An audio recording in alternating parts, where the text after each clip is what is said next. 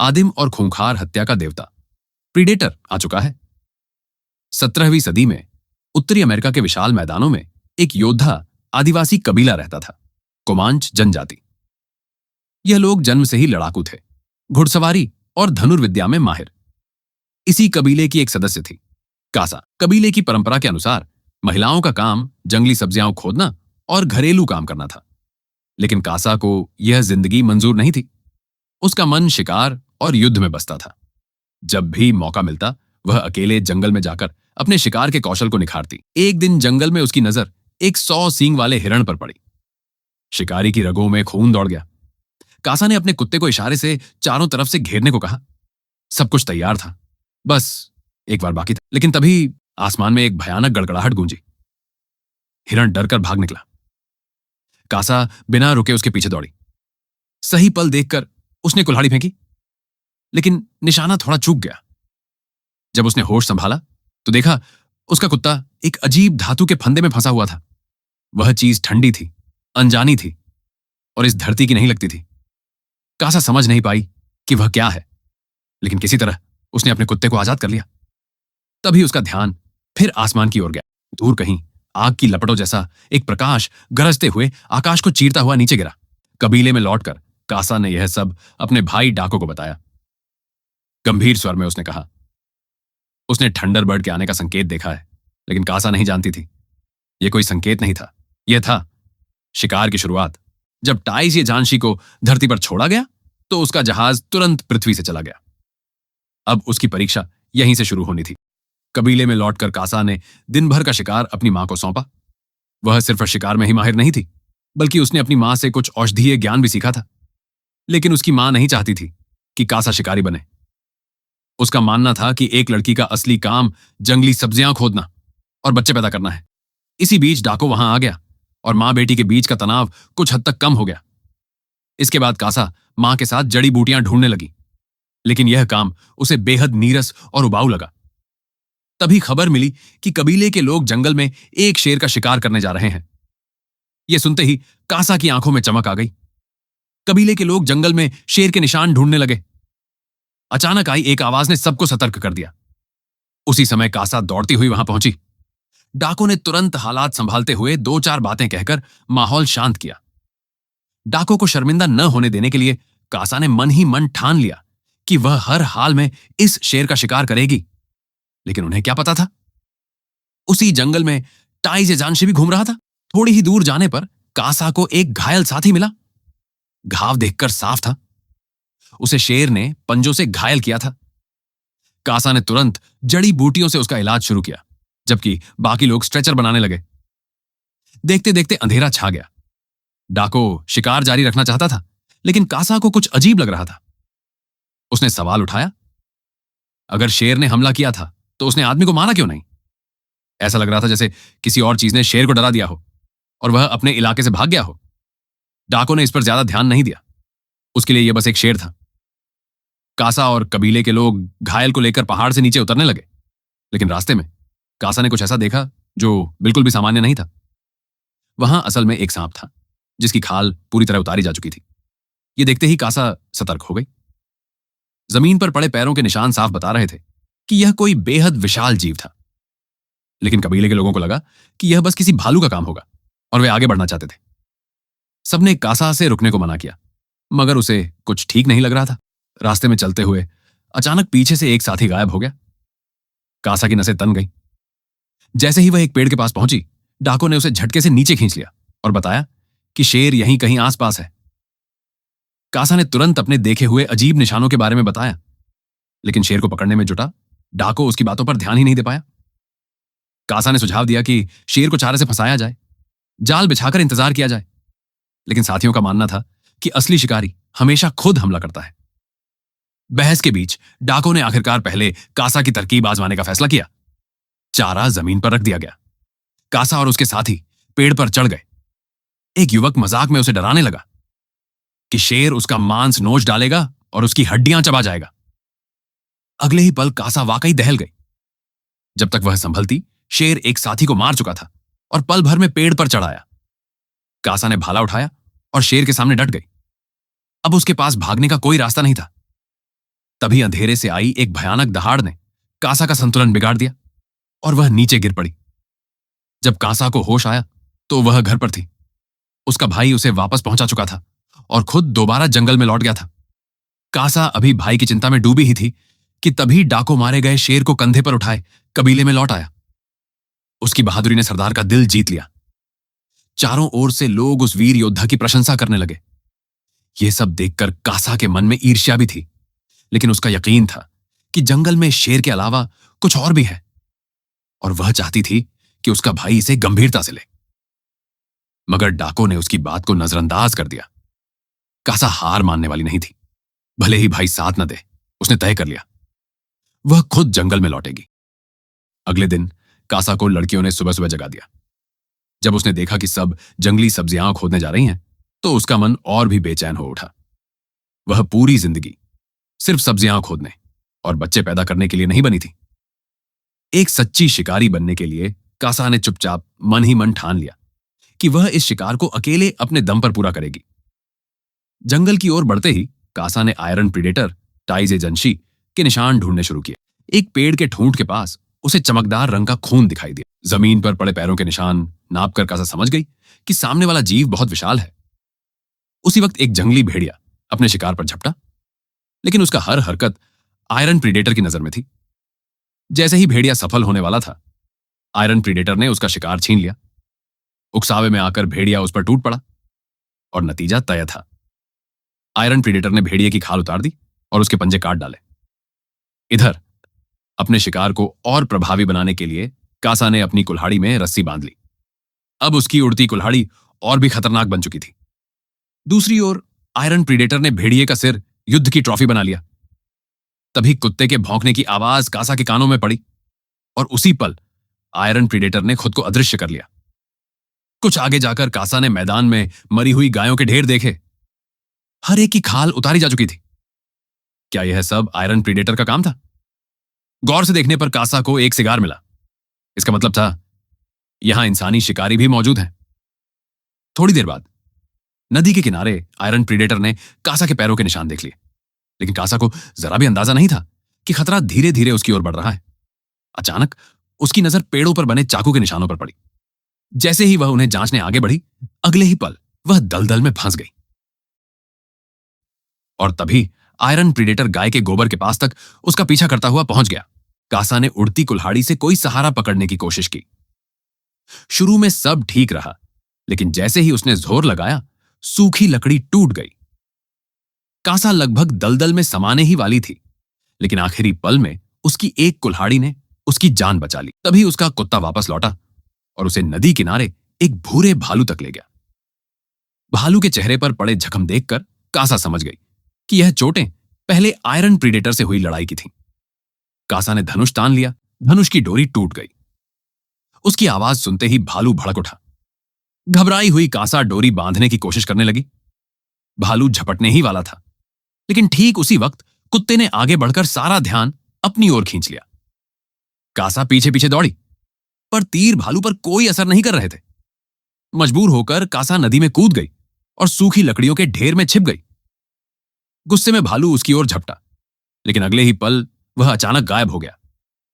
कासा ने जब ध्यान से देखा तो उसकी आंखें खुली की खुली रह गईं। भालू हवा से लड़ रहा था और तभी आयरन प्रीडेटर ने एक ही वार में भालू को ढेर कर दिया। यह दृश्य देखकर कासा के पैरों तले जमीन खिसक गई। डरी हुई कासा फौरन नदी में कूदकर भाग गई और अब आयरन प्रीडेटर को भी उसकी मौजूदगी का एहसास हो चुका था। कुछ देर बाद आयरन प्रीडेटर से बच निकलने के बाद कासा की मुलाकात जंगल में अपने कबीले के लोगों से हुई। उन्हें दाको ने उसे ढूंढने भेजा था और उस वक्त दाको खुद पगडंडी के दूसरे छोर पर मौजूद था।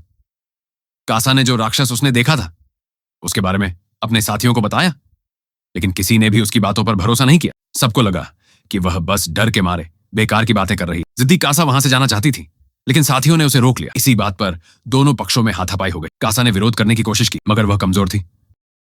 उन्हें पता नहीं था कि यह पूरा दृश्य आयरन प्रीडेटर देख चुका था। इतने ताकतवर शिकार को देखकर वह इस चुनौती को छोड़ने वाला नहीं था। उसने एक छोटे जानवर को आगे भेजा ताकि सबका ध्यान उधर जाए।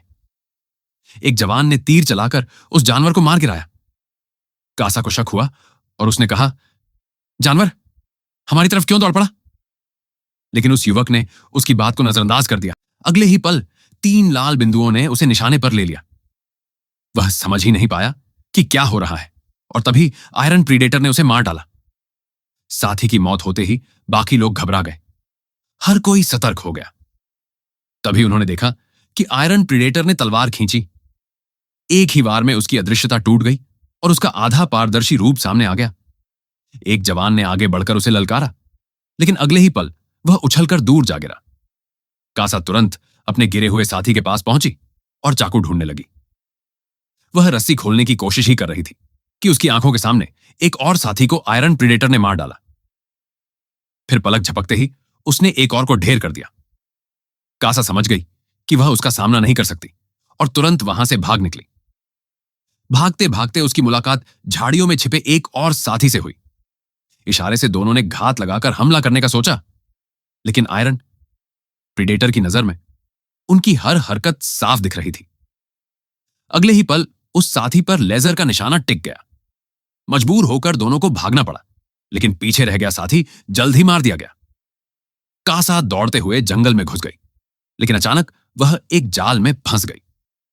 आयरन प्रीडेटर ने जमीन से लोहे की जंजीर उठाई। इसी बीच कासा के पीछे से कुछ उपनिवेशवादी आ गए। उन्होंने उसे बेहोश कर दिया और अपने कैंप में ले गए। होश में आते ही कासा ने मोटे आदमी के शरीर पर पहनी हुई जानवरों की खाल देखी। उसी पल उसे समझ आ गया कि जिन भैंसों को उसने मरा हुआ देखा था, उन्हें इन्हीं लोगों ने मारा था। मोटे आदमी ने एक दुभाषिया बुलाकर कासा से पूछताछ शुरू करवाई।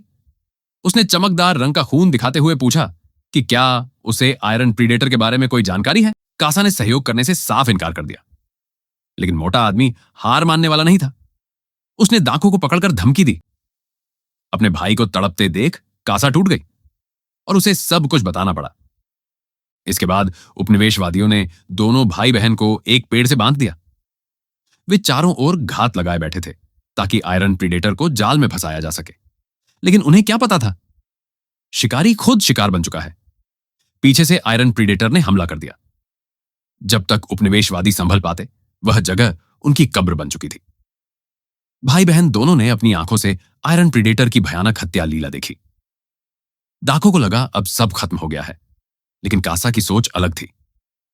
उसने समझ लिया था कि आयरन प्रीडेटर को चारे में कोई दिलचस्पी नहीं है, क्योंकि जब वह खुद जाल में फंसी थी तब भी उसने हमला नहीं किया था। तभी अचानक आयरन प्रीडेटर खुद एक जाल में फंस गया। उपनिवेशवादी खुशी से चिल्लाने लगे कि उन्होंने उसे पकड़ लिया है, लेकिन अगले ही पल छूटते ही आयरन प्रीडेटर ने पल भर में पलटवार कर दिया। इसी अफरा तफरी में पीछे से एक आदमी ने बारूद वाली बंदूक से हमला किया, मगर आयरन प्रीडेटर ने तुरंत ढाल सक्रिय कर ली और सारा नुकसान बेअसर हो गया। गुस्से में आकर आयरन प्रीडेटर ने खुलकर कत्लेआम शुरू कर दिया। चाहे जितने लोग उस पर टूट पड़े, उसकी क्रूरता के सामने सब ठंडे शव बनते चले गए। मोटा आदमी बंदूकधारियों को लेकर एक और हमला करता है। उधर इसी हंगामे का फायदा उठाकर भाई बहन ने जमीन पर पड़े जाल से अपनी रस्सियां काट लीं। इसके बाद आयरन प्रीडेटर ने हथियारों से बचने के लिए एक कमांड दी और जाते जाते सबके लिए एक तोहफा छोड़ गया। भीड़ उसे देखने के लिए आगे बढ़ी, लेकिन मोटे आदमी को खतरे का अंदेशा हो गया। कासा के वहां से भागते ही धमाका हो गया। दोनों भाई बहन अलग अलग दिशा में निकल पड़े। कासा अपने कुत्ते को ढूंढने कैंप की ओर गई, जबकि दाको घोड़ा तलाशने निकल पड़ा। जैसे ही कासा ने देखा कि उसके कुत्ते को मारने की तैयारी हो रही है, वह बिना सोचे सीधे टूट पड़ी। एक खतरनाक संघर्ष के बाद कासा ने उन उपनिवेशवादियों को काबू में कर लिया। इधर घायल आयरन प्रीडेटर तेजी से अपना इलाज कर रहा था और उधर कासा भी अपने जख्मों की मरहम पट्टी कर रही थी। लेकिन जैसे ही कासा का ध्यान भटका, दुभाषिए ने बंदूक तानकर उसे अपने कब्जे में ले लिया। वह आदमी कासा को मारना नहीं चाहता था, बल्कि उससे मदद मांग रहा था, क्योंकि उसकी टांग आयरन प्रीडेटर ने काट दी थी। मदद के बदले में दुभाषिए ने कासा को बारूद वाली बंदूक चलाना सिखाने का वादा किया। यह सौदा दोनों के लिए फायदेमंद रहा। कासा ने जल्दी ही बंदूक चलाना सीख लिया और दुभाषिए का इलाज भी हो गया। तभी अचानक बाहर से आहट सुनाई दी। कासा ने तुरंत छिपने का फैसला किया, जबकि दुभाषिया मजबूरी में मरा हुआ बनने लगा। आयरन प्रीडेटर सामने आया और आसपास की तलाशी लेने लगा। तेज नजर वाली कासा ने देखा कि आयरन प्रीडेटर ने मरे होने का नाटक कर रहे दुभाषिए को नहीं देखा, लेकिन अगले ही पल गलती से पैर दबने पर दुभाषिए के मुंह से सुअर जैसी चीख निकल गई। चीख सुनते ही कुत्ता अचानक दौड़ता हुआ आ गया। घोड़े पर सवार दाको ने डंडे से उसका मास्क गिरा दिया।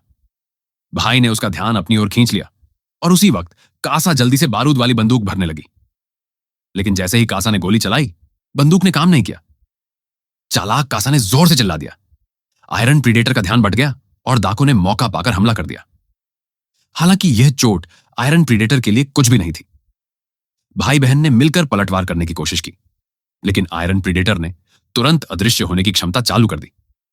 पलक झपकते ही दाको उसकी जान ले चुका था। बहन को बचाने के लिए दाको ने अपनी आखिरी ताकत से आयरन प्रीडेटर को रोके रखा। नदी तक भागी कासा दर्द और दुख से टूट चुकी थी। जब उसने खुद को संभाला तो उसने अचानक मोटे आदमी को देखा। कासा उसे गोली मारने ही वाली थी, लेकिन एक पल रुककर उसके दिमाग में एक योजना आई। उसने मोटे आदमी को बेहोश किया और आयरन प्रीडेटर के हथियार से उसकी टांग काट दी। जब मोटा आदमी होश में आया तो उसने पास पड़ी बारूद वाली बंदूक उठाकर बदला लेने की कोशिश की, लेकिन उसे यह एहसास नहीं था कि असल में बदला अब उससे लिया जा रहा था। आग की रोशनी से आकर्षित होकर थर्मल विजन के सहारे शिकार करने वाला आयरन प्रीडेटर वहां तक पहुंच गया, लेकिन कासा ने अपने पूरे शरीर को भिगोकर अपना शरीर तापमान कम कर लिया, जिससे वह उसकी थर्मल निगरानी से बच गई। जब मोटे आदमी को मारने की तैयारी हो रही थी, उसी वक्त कासा ने पीछे से हमला कर दिया। उसने आयरन प्रीडेटर का मास्क उठा लिया और तेजी से वहां से भाग गई। मास्क को चारे की तरह इस्तेमाल करके उसने आयरन प्रीडेटर को अपने जाल में फंसा लिया। ऊंचाई से कासा ने फिर से हमला किया, लेकिन आयरन प्रीडेटर ने उसे झटके में दूर फेंक दिया। कुत्ते की मदद से कासा एक बार फिर बच निकली, पर आयरन प्रीडेटर तुरंत उस पर झपट पड़ा। तेज दिमाग वाली कासा ने जमीन पर पड़ा युद्ध भाला उठाया और एक ही वार में आयरन प्रीडेटर का हाथ काट दिया। हालांकि वह उसकी असली हथियार तकनीक को पूरी तरह मात नहीं दे सकी, लेकिन कासा के पास एक आखिरी चाल थी। वह उसे दलदल की ओर ले जाना चाहती थी। आयरन प्रीडेटर उसे छोड़ने को तैयार नहीं था।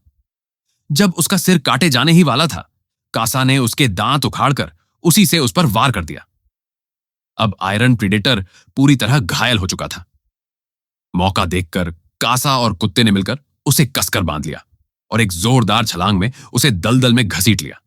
लेकिन लड़ाई यहीं खत्म नहीं हुई। आयरन प्रीडेटर फिर से खड़ा हो गया। इस संघर्ष को खत्म करने के लिए उसने अपनी बंदूक निकाली, पर कासा पहले ही मास्क की ताकत समझ चुकी थी। हथियार सक्रिय होते ही मास्क ऑटो ट्रैकिंग लॉक चालू कर देता है और गोली चाहे जहां जाए वह उसी निशाने पर लगती है जिसे रोशनी से लॉक किया गया हो। अपनी समझदारी और साहस के बल पर कासा ने आखिरकार उस घमंडी बाहरी राक्षस को हरा दिया। उसने अपनी शिकार परीक्षा पूरी कर ली और अपने युद्ध चिन्हों के साथ यह जीत और सम्मान अब पूरी तरह कासा का था। शुरुआत में कहानी साधारण लगती है, लेकिन जैसे जैसे आगे बढ़ती है यह चौंका देती है। आयरन प्रीडेटर का किरदार बेहद प्रभावशाली है। शिकारी और शिकार के बीच किरदारों की अदला बदली कहानी को जबरदस्त बना देती है। आयरन प्रीडेटर की शिकार की क्रूर खुशी पूरी तरह आदिम और जंगली है। कम कवच, ज्यादा ताकत, यही इसकी खास पहचान है। वैसे आपको यह प्रीडेटर फिल्म कैसी लगी? इसी के साथ आज का एपिसोड यहीं खत्म होता है। देखने के लिए धन्यवाद। फिर मिलेंगे अगले वीडियो में।